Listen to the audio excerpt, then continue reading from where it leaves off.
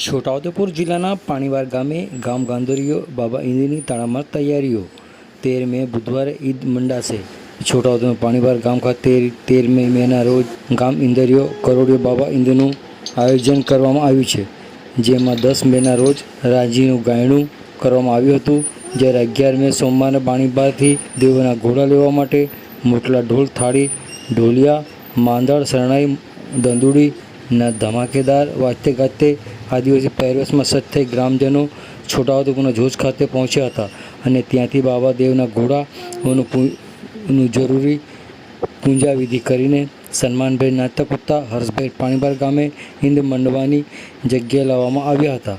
પાણીવાર ગામમાં ખાસ કરીને બાબા લડવાદેવ, બાબા વડાદેવ, બાબા કુવાજાદેવ, દુધિયાદેવ, બાબા જાંપલિયાદેવ, સિમોડાદેવ, ખેડાઈ માતા, વેરાઈ માતા, ખત્રી પૂર્વજો, સ્થાનકો સહિતના આદિ દેવસ્થાનો આવેલા છે। દેવસ્થાનો પૈકી જે દેવસ્થાનો પર ઘોડા ચડાવવા જરૂરી છે ત્યાં પર ઘોડા, જ્યારે જે દેવસ્થાનો પર ખૂંટડા રોપવામાં થાય ત્યાં ખૂંટડા, એ મુજબ તમામ આદિ દેવસ્થાનોની ગણતરી કરીને આ તૈયારીઓ કરવામાં આવી છે।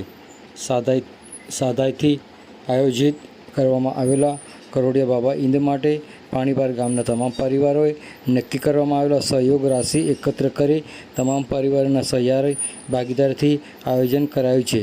ગામમાં સૌ ગ્રામજનો સહિત ઢોર ઢાંકડા સહિતના તમામ જીવોના કલ્યાણ માટે અને ગામમાં સુખ સમૃદ્ધિ રહે, ખેતીવાડી લીલી રહે તેવી આસ્થા અને ભાવના સાથે આદિવાસી સંસ્કૃતિ પરંપરાઓની જાળવણી રાખી બરકરાર રાખવાના હેતુ માટે ગામના આદિ દેવસ્થાનો પર વર્ષે દહાડે વારે તહેવારે જરૂરી પૂજાવિધિ કરવામાં આવે છે, પરંતુ લાંબા ગાળે આ પ્રમાણે બાબા ઈંદની ઉજવણીના કાર્યક્રમો યોજી ગામનું મોટું પૂજન સમયાંતરે કરવામાં આવે તેમ ગામના અગ્રણીઓ દ્વારા જણાવ્યું હતું।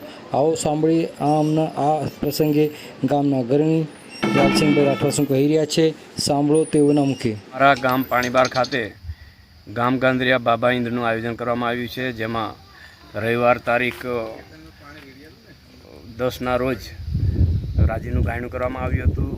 તારીખ 11ના રોજ બાબાદેવના ઘોડા લેવા માટે જોજ ખાતે જવાનું થયું હતું અને તારીખ 13 મેના રોજ બુધવારે અમારા ગામની અંદર ગામ ગાંધરિયા બાબા ઈંદનું આયોજન કરવામાં આવ્યું છે, જેમાં આખા ગામમાંથી તમામ પરિવારોએ જરૂરી સહયોગ અને સપોર્ટ દ્વારા બાબા ઈંદના કાર્યક્રમનું આયોજન કરવામાં આવ્યું છે। વાલસિંહભાઈ રાઠવા, ગામ પાણીવાર।